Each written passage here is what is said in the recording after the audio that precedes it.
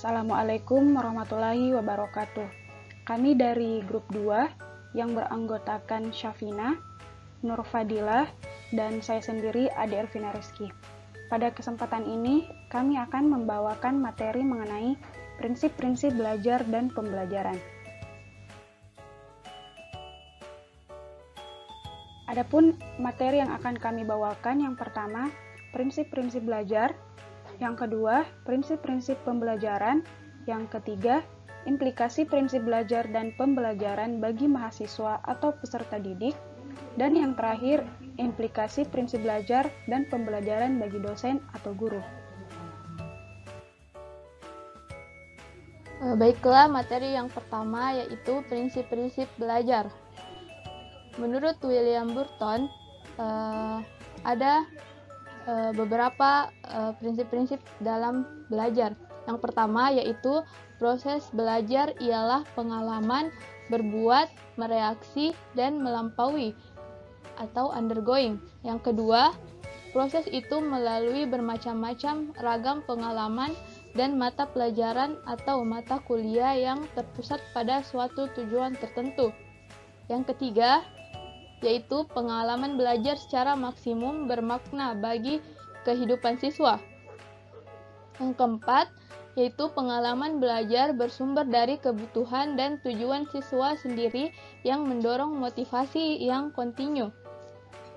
Dan yang kelima, proses belajar dan hasil belajar disyarati oleh hereditas atau keturunan dan lingkungan. Selanjutnya, yang kedua, prinsip-prinsip pembelajaran.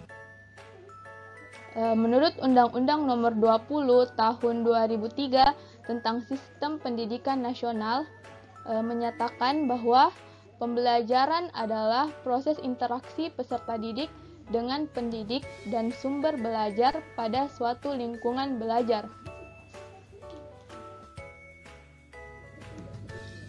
Adapun penjelasan tentang prinsip-prinsip pembelajaran diuraikan sebagai berikut.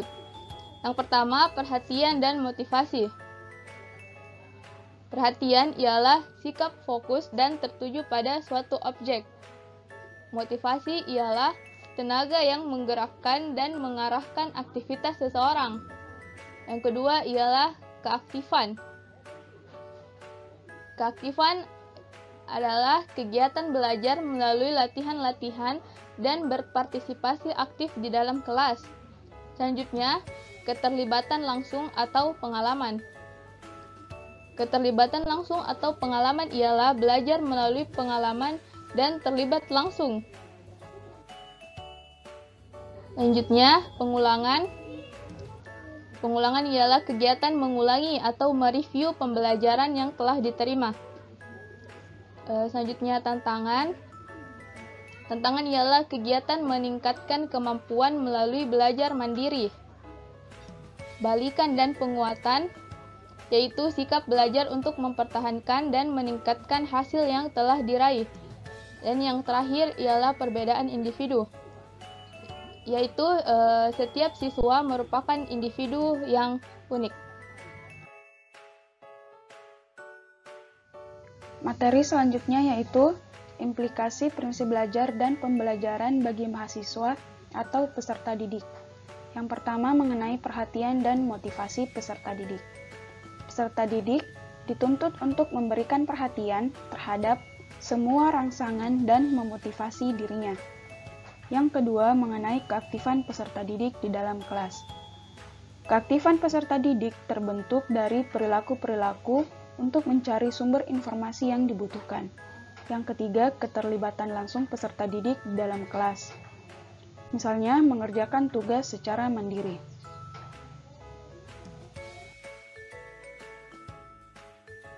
Yang keempat, pengulangan. Kesadaran untuk bersedia mengerjakan latihan secara berulang untuk satu macam permasalahan. Yang kelima, tantangan. Peserta didik dituntut untuk selalu memperoleh, memproses, dan mengolah pesan. Yang keenam, balikan dan penguatan. Peserta didik selalu membutuhkan kepastian dari kegiatan yang telah dia lakukan. Yang ketujuh, perbedaan individu. setiap peserta didik harus mengetahui dan mengenali metode dan cara belajar yang ia senangi, sehingga mereka mampu menentukan cara belajarnya sendiri. Selanjutnya itu D, implikasi prinsip belajar dan pembelajaran bagi dosen atau guru. Yang pertama yaitu perhatian dan motivasi. Perilaku yang dapat guru lakukan adalah sebagai berikut. Yang pertama, memilih bahan ajar sesuai dengan minat peserta didik. Yang kedua, menggunakan metode dan teknik mengajar yang disukai peserta didik. Yang ketiga yaitu mengkoreksi sesegera mungkin pekerjaan peserta didik dan sesegera mungkin memberitahukan hasilnya kepada peserta didik. Yang kedua yaitu keaktifan. Untuk menimbulkan keaktifan, guru dapat melakukan hal seperti yang berikut. Yang pertama, menggunakan multimetode dan multimedia. Yang kedua, memberikan tugas secara individual dan kelompok. Yang ketiga, memberikan kesempatan kepada peserta didik melaksanakan eksperimen dalam kelompok kecil, beranggota tidak lebih dari 3 orang. Selanjutnya itu keterlibatan langsung. Yang pertama, merancang kegiatan pembelajaran yang lebih banyak pada pembelajaran individual dan kelompok kecil, mementingkan eksperimen langsung oleh peserta didik dibandingkan dengan demonstrasi.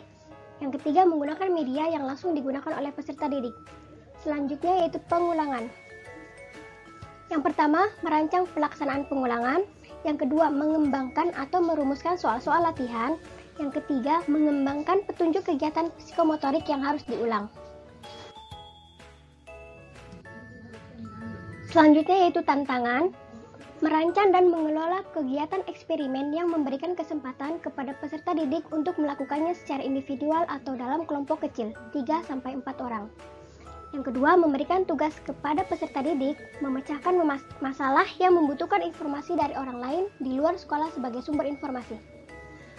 Selanjutnya itu balikan dan penguatan, memberitahukan jawaban yang benar setiap kali mengajukan pertanyaan yang telah dijawab peserta didik secara benar ataupun salah. Mengkoreksi pembahasan pekerjaan rumah yang diberikan kepada peserta didik pada waktu yang telah ditentukan. Dan yang terakhir adalah perbedaan individu. Menentukan penggunaan berbagai metode yang diharapkan dapat melayani kebutuhan peserta didik sesuai karakteristiknya. Merancang pemanfaatan berbagai media dalam menyajikan pesan pembelajaran. Dan yang terakhir, mengenali karakteristik setiap peserta didik sehingga dapat menentukan perlakuan pembelajaran yang tepat bagi peserta didik. Sekian dari kami, terima kasih atas perhatiannya. Assalamualaikum warahmatullahi wabarakatuh.